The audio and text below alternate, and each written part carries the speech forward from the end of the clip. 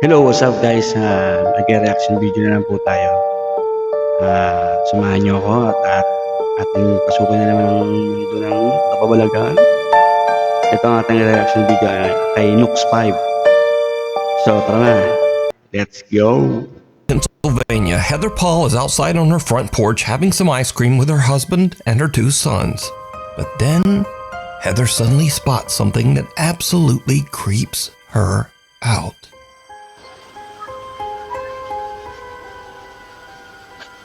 There's like little mosquitoes.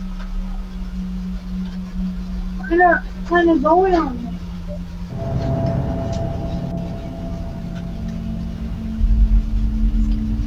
What? What did you Ano say? yun? What did you say, What? Mommy? I can't hear you. You gotta keep that open so you get all musty. May naglakad. You can't tell me it's not good. Ano sa palagay niyo guys? Ano yun?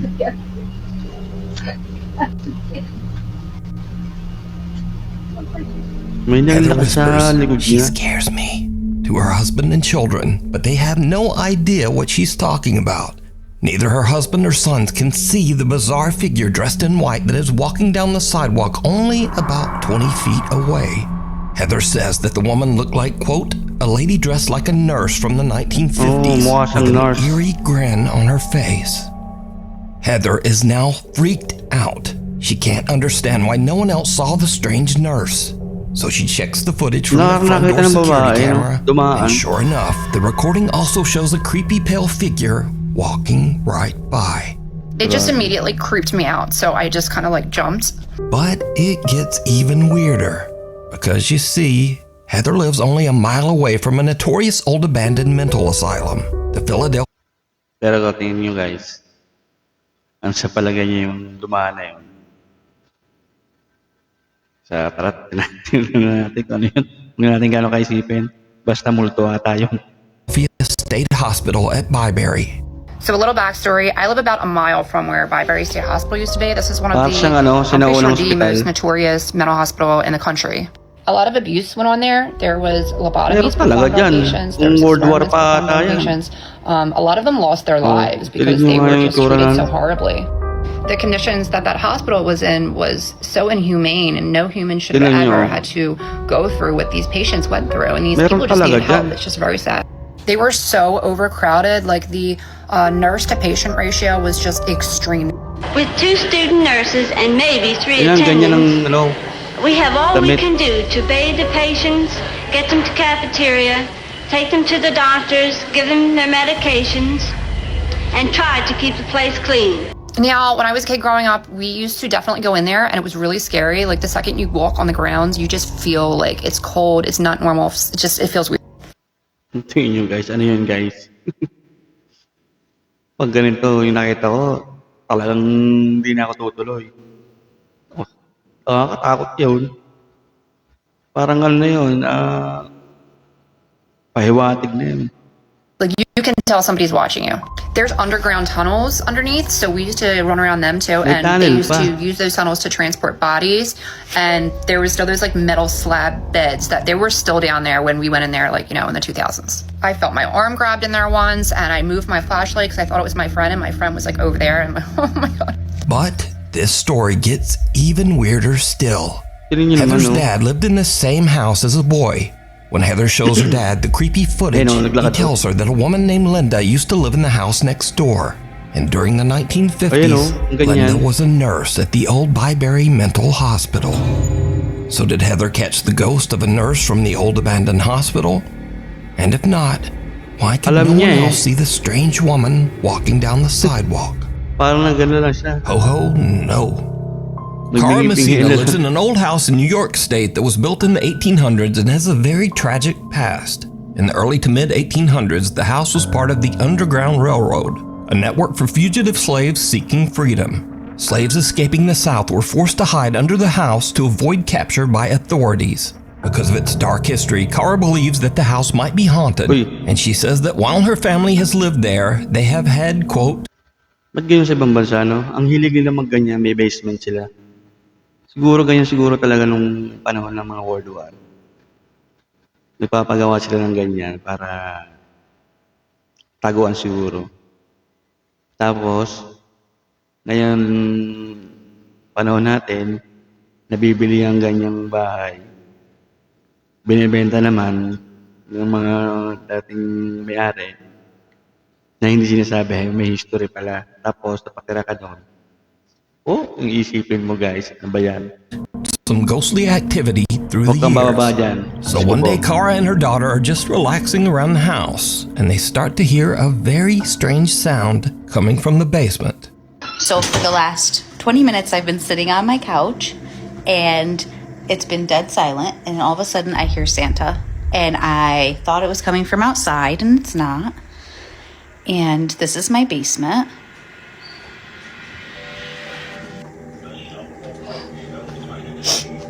Diba? Ano yun?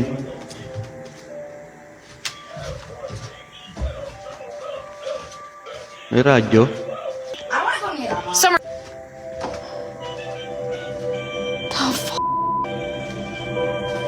Sinaunang mga laro. Uy, Tell Chucky. me it's in the same Yari box kayo as dyan. Chucky right now.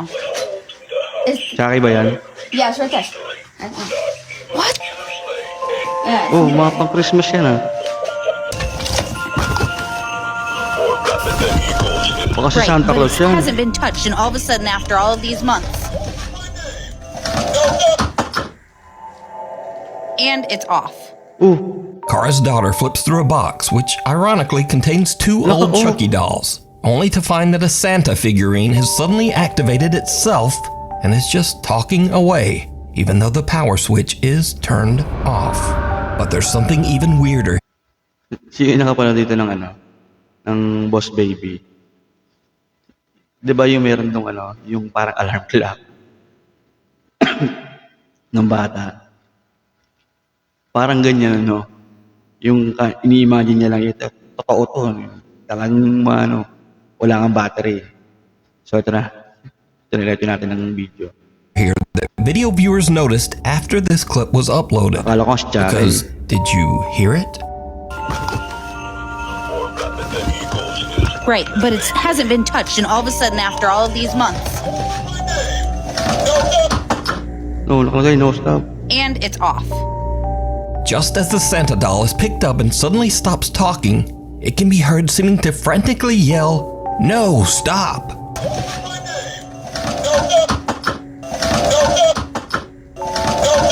Parang mapaisip ko tuloy, parang So ngayon is sa Kara's mga basement Toy haunted? Story. Is the little Santa doll possessed by some wayward spirit? Or is it all just a very odd coincidence? You decide. Daddy Ghost.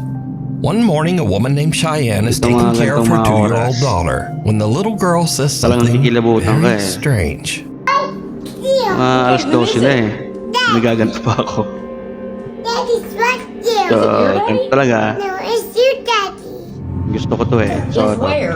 Karere natin to. Right there. Sana guys, supportan niyo pa yung mga Okay, show me. See? videos na darating. Your daddy's Magdadire-diretso na tayo guys. My daddy's missing me. It's your dad. Let's go get him. Where'd he go? In you. Okay, show me. Tinuturo daw yung Her daddy niya. daughter seems to be referring to Cheyenne's dad, which is odd because not only has her daughter never met her granddad, but even Cheyenne herself Yung ganitong mga bata, talagang bukas pa third eye niya. Kasi, yung bagay yung ano ba, bukas pa yung, ano nila, diwa. Ewan kung paano ipaliwanag yun. Basta yung ano, may mga ganyan. Diretso na nga natin. was only just a toddler when her father passed away. So Cheyenne shows her daughter a picture, and the little girl confirms that it's the man she saw in the hallway of their house. Yes? Yes, it looks like that. Daddy. Daddy. Daddy. Guruin mo, nakakita raw oh. Mabel, what does your ghost do? No. What did you say he gave you? Hot. A heart? Oh, Daddy. Daddy. Uh-huh. dati dinag na. Yeah. 2 days later, and it happens again. Just see me. What sees you? The Don't ghost? see me. What are you talking about? My mom. Baby, huwag kang pupunta doon. Diyos ko po naman.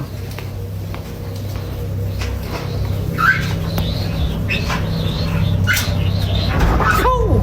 Eh, The drawer scared me, and you already freaked me out. Uy.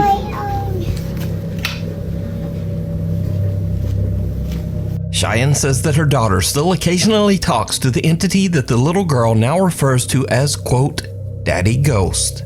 But Cheyenne says that some online comments have scared her a bit. She calls him Daddy Ghost. She's only had an experience like that 2 or 3 times. It doesn't happen often, but when it does, I try to capture it on video. I also had a lot of comments saying that it wasn't Ito yung like bata. something nice. It was something mean. That freaked me out, so don't say that again. A lot of people were telling me don't communicate with it. I'm not. I'm scared. She is, and she doesn't understand. So, tell him, Mabel. So is Cheyenne's daughter seeing the ghost of her granddad stopping by for a visit? What do you think? A grave situation. A young woman named Britt lives on a large horse ranch in the mountains. She says that lately, things around the ranch have gotten a little strange. Well, actually, they've gotten a lot strange. It all starts one day when Britt's dog Josie just completely freaks out. So, I'm recording this just in the off chance that no one believes me. Ano naman kaya Maybe to? I can catch it in the middle of a freaking cemetery in my front yard. Yung was bakit just sila inside, I'm merong by myself. mga nakalibing? Ano ba yung hayop? Ang nakalibing doon? She's Galaw ng galaw ang kurtina ko. Sana ang hangin lang to ng ano. Kinibutan ako.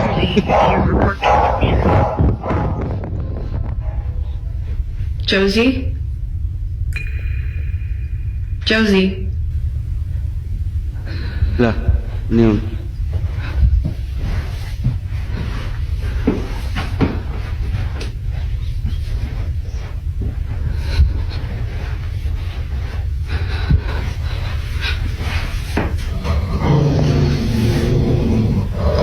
Wala. Nagagalit yung aso.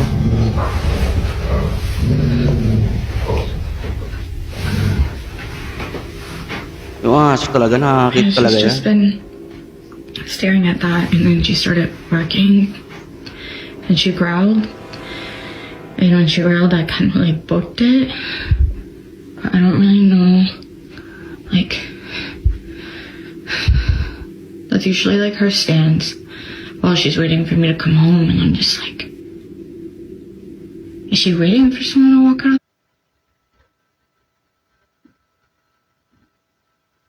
Akala ko may kumakatok sa bintana namin. Diyos ko po naman. Kaya pala.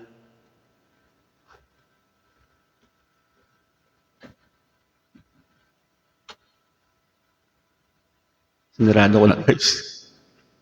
Akala ko may kumakatok. Yung pala, paputok. Diyos ko po naman. Nabibirduhan na ako sir. Kaya diretso na natin guys. What was it like? I just don't really know what she's staring at. Because again, like, this is usually how she looks when she's waiting for me to come in, and I'm just like,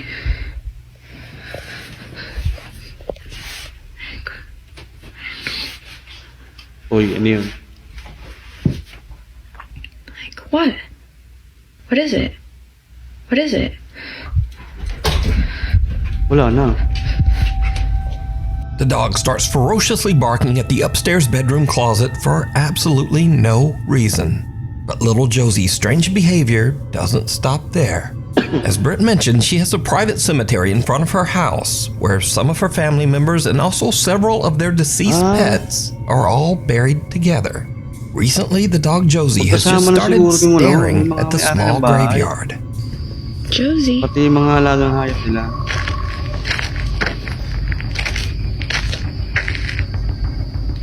Josie, what's going on?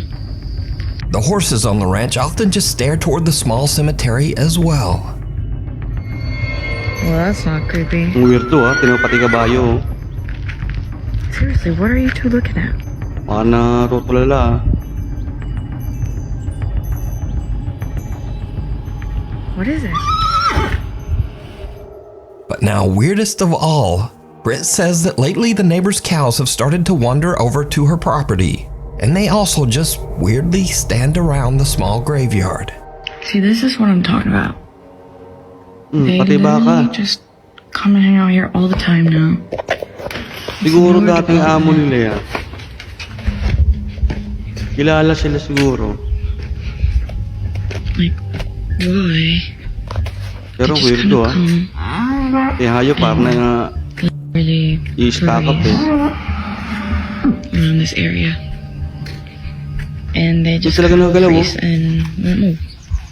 So, yeah. Scary.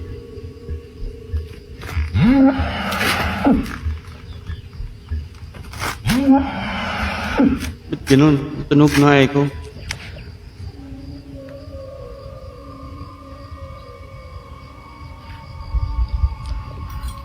What's up? Ay, pag ganyan, naalis Britt na is ako. confused and a little creeped out by all of the animals' strange behavior. But things are about to take an even more terrifying turn. One night, Britt orders some food from Uber Eats. The driver is a bit disturbed by the gathered cows at the graveyard, but he completes his delivery. Pati And then rider things just natatakot na get rin. weird.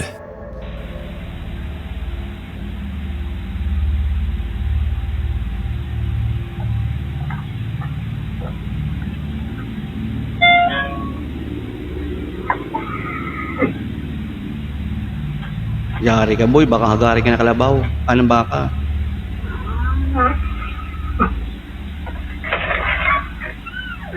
Bisa mo. Thank you so much. Sorry about that. This is location is outside. No here. Oh, that's so interesting. Yeah. Oh, I'm so sorry. Yeah. It's okay. No problem.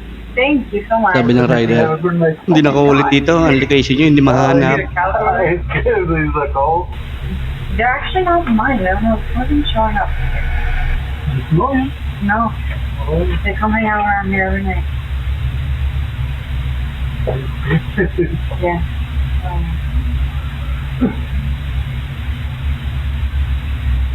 Parang nawiweird naman siya sa mga hayop. Ayun o. Pag ganyan ako, Hi. kakaiba yung paligid, aalis na ako dyan. Yung may baka, ang lilisik yung mata. See, this is what I'm talking about. Every freaking night, like even at night, they even come and hang out here, and they just like. Ayun, tinan mo yung mga baka. And like, Parang nag-alam yung bahay. are you for real right now?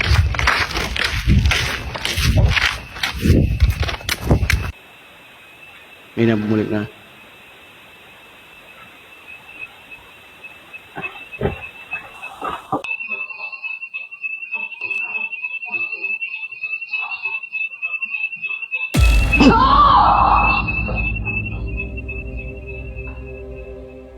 Something sets Kita off the niyo? alarm inside Britt's house, and as she Gumanon carefully yung damit. walks back inside, some unseen force seems to actually grab and pull her shirt. She drops her food in terror and runs back out. Sabi ko Britt sa'yo says eh. that she was too afraid to Tulos return ka to na the dyan eh. house.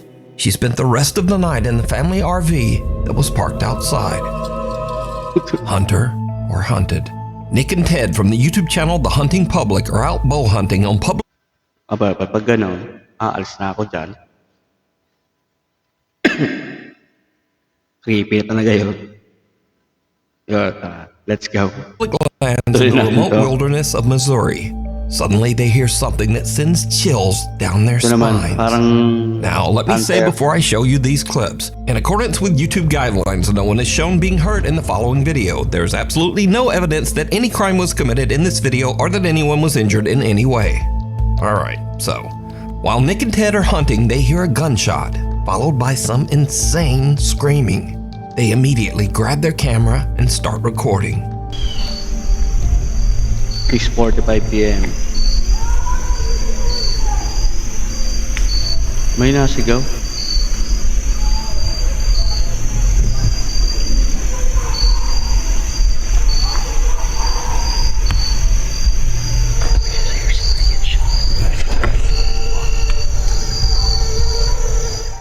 Now, Nick and Ted are in such a remote area of the Missouri woods that they have no cell service to call the authorities. So, all they can do is Pa sa listen. mga panahon. Yung sa may taal. Ganyan mangyayari dyan. Sana naman wag. Sana maging haunted. Maging sana maging hindi haunted yung lugar na yun. Ay, gunshot. I keep getting chills all down my back. Yeah. Somebody is screaming at the absolute top of the Sabi ng isa. Guys. Not good obscenities to someone else. Not good. I've never witnessed anybody screaming like that. Yeah. Ngayon lang daw siya nakarinig ng ganong sigaw.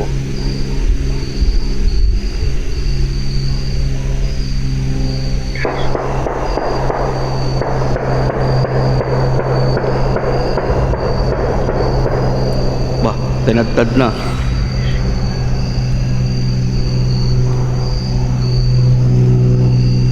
Something not good's going on.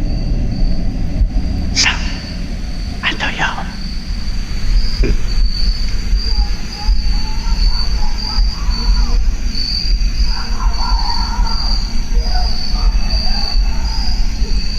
Grabe, no?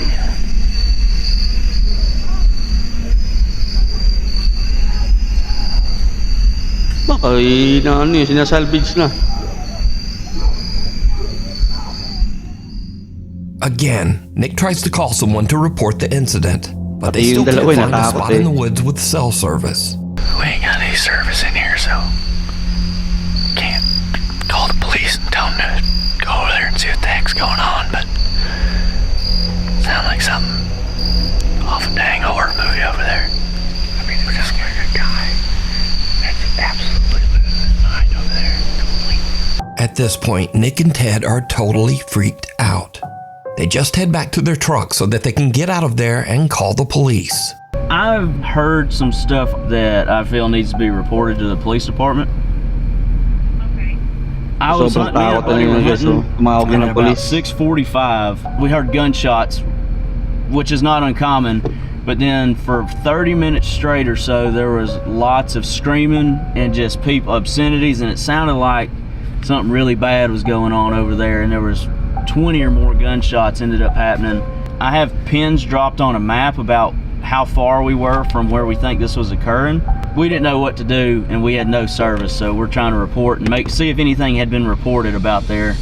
Days later, Nick and Ted provide an update on what happened after their terrifying encounter in the woods. So after that hunt, you can see we alerted proper authorities, and the days following that event, I had some contact with the state game warden, and they told me that they found nothing on this situation, and they went in there, and there was nothing to be found.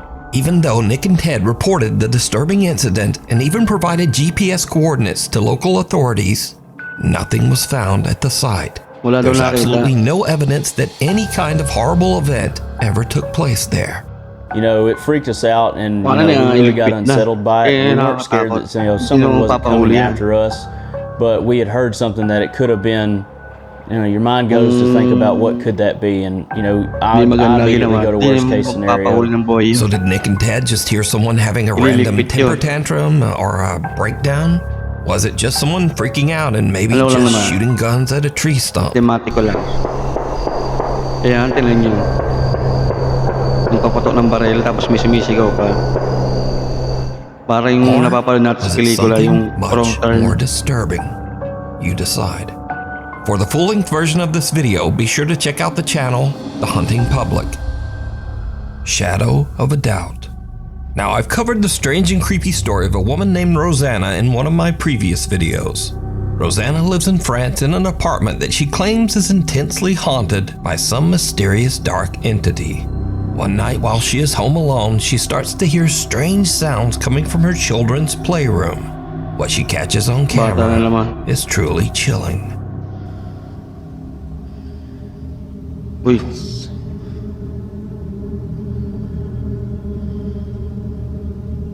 Yung bola nagalaw.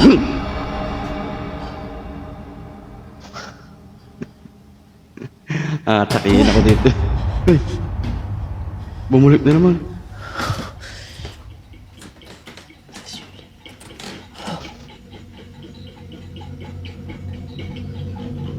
May laruan.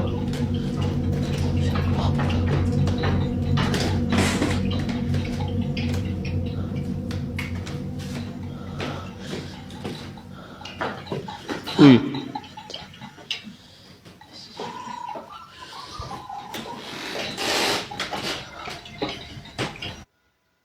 Pag ganyan talaga guys ang magiging sitwasyon. Dapat ganyan, aalis na muna. Sabagay, hindi natin masasabi yan. Ang mahal-mahal ng bahay ngayon. Siguro yan mahal yan, bahay niya. Tapos basta-basta mo iiwanan. Gumastos ka na malaking pera dyan.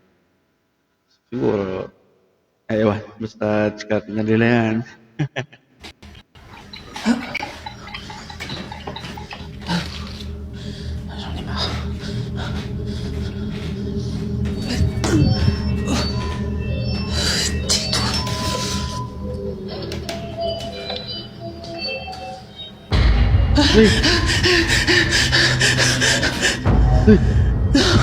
Putang na may tao.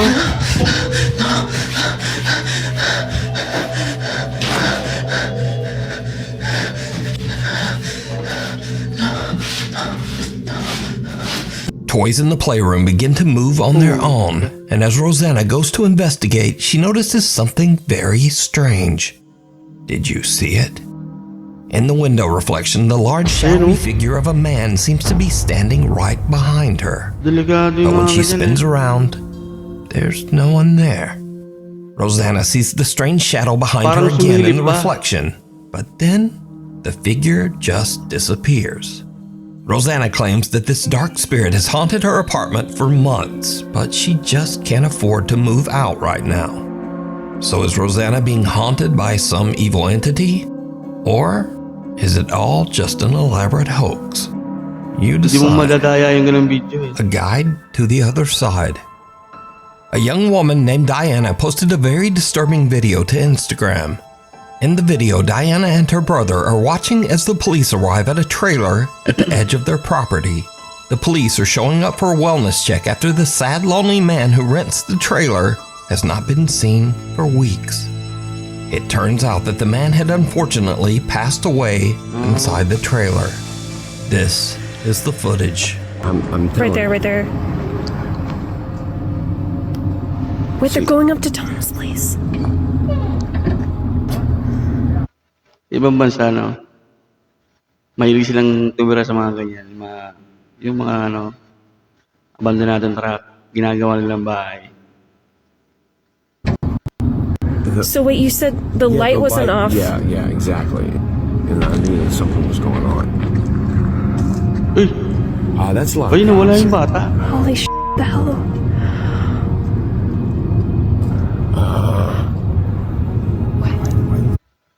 May nakuha ng bata.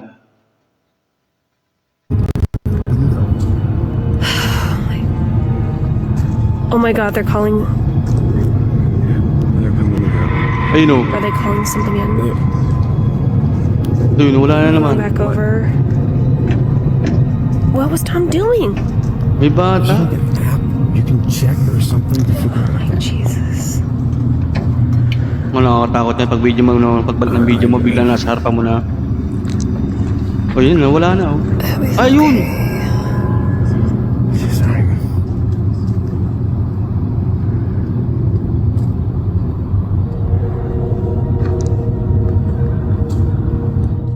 Did you see it? Ayun o. The small shadow of a child can be seen lurking outside the trailer. seemingly lost and abandoned. But the police don't even notice, walking right by as if they can't even see the child. And then suddenly the small child's shadow just disappears. Watch again. Wala, oh.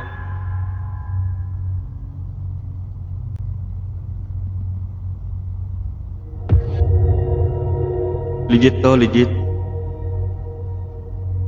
The figure disappears into thin air right in front of the police, but they don't seem to see anyone. Viewers of the video pointed out that there was another odd apparition in this video. Something that looks like the shadowy figure of a man standing in the trailer window. So a few days later, Diana and her father go to check out the trailer, and things get really weird. Oh my goodness.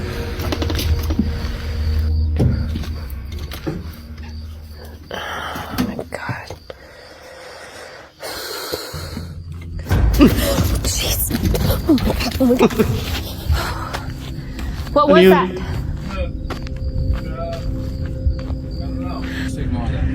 Oh. Jeez. Ano yun? Posible naman yung manalaglag doon. Eh, kisame Wait a yun. minute, wait a minute. Wait, did this guy have a kid? What is this? 5 reason. I love that. Oh, may bata nga. So first, Diana is terrified when a dead crow falls out of one of the cabinets, which seems odd as the man has only been deceased and out of the trailer for a few days. So how did the bird get there?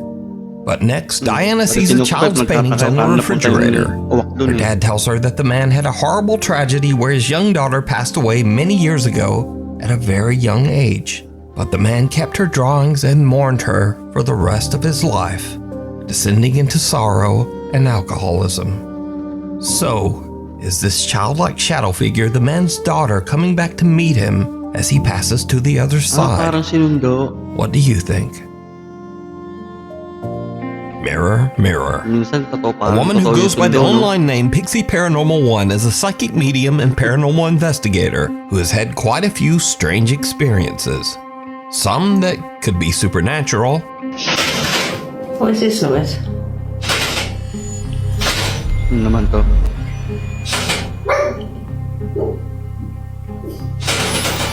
What is this noise? And she has also experienced some scary incidents that are just a bit too real. Hanggang sila na hirap sa glass. Got a load of kids running around in here. Can you hear them all? That's a big ass dog. That's a girl crying. Napapatingin ako dun eh. Parang may nagalaw eh. Biruin mo naman ng oras na. Sa oras ng gabi. 12:30 na. Diretso na natin to guys. Uy.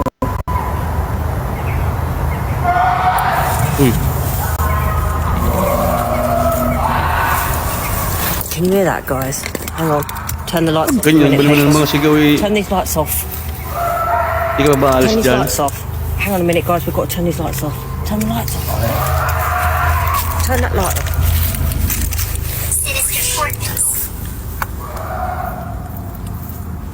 Turn it off.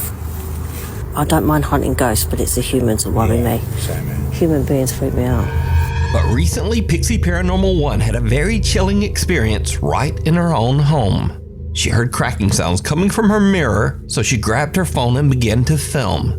What happens next is truly bizarre. Look at my mirror. My mirror's cracking by itself. Ano yun? What's happening? Wait. Wait, stop. Harry, my mirror is cracking by itself. Ano, crack? Why is it cracking by itself? No fucking idea. There's two. Nag-crack yung salamin. Yeah, it's really fucking weird. Alright, let's just carry on with it. Follow me. Stay there. Madalas pa naman yung mga ganyan sabi-sabi ng mga I know. Mum, I Yung salamin daw naging portal daw. There's a naughty river. Wait. Daanan ng mga hindi natin nakikita. I know. Make a naughty river. The woman's mirror begins to break and crack all on its own right before her eyes. Even weirder, what looks like a strange misshapen face seems to appear in the slowly shattering mirror. So did one of the ghosts from Pixie's Paranormal Investigations follow her home? Or just what do you think is happening here? Scory videos. And now again, we end this video with clips that might seem a bit spooky at first, but nah. Case in point, some Dutch urbex explorers are checking out an abandoned old building, and they find something absolutely terrifying.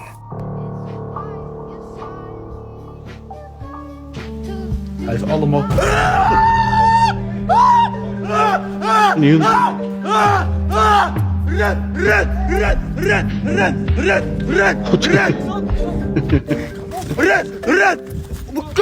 Iba yung takot niya. Now, honestly, squatters in an abandoned house are much more dangerous than ghosts. Also, did you notice that this guy's friend has on the same jacket as the squatter guy? Truly bizarre. And next up, a woman is chilled to her core as she wakes up to strange activity. Some unseen force seems to open and close the drawers in her bedroom. Yung tawag dun eh. Yung ginagaya mo yung ano. Kakilala mo. Siguro ni Walker ata tawag dun. Basta yun natatawag dun. Basta guys, comment nyo lang guys kung tawag dun. Pero man gumagalaw yung mga aparator.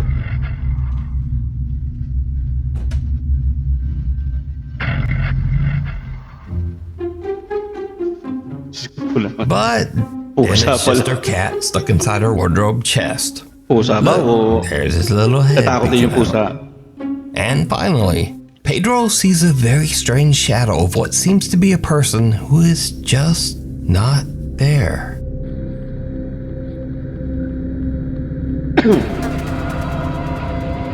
What? Ano yun?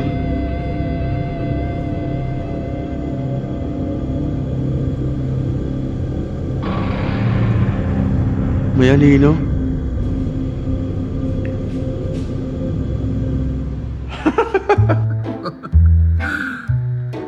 Creepy. And then Pedro realizes that he just has weirdly designed chairs. Anyway, thank you for watching. Like, comment, and subscribe. Please, if you want to be awesome. And hopefully, I'll see you back here next time.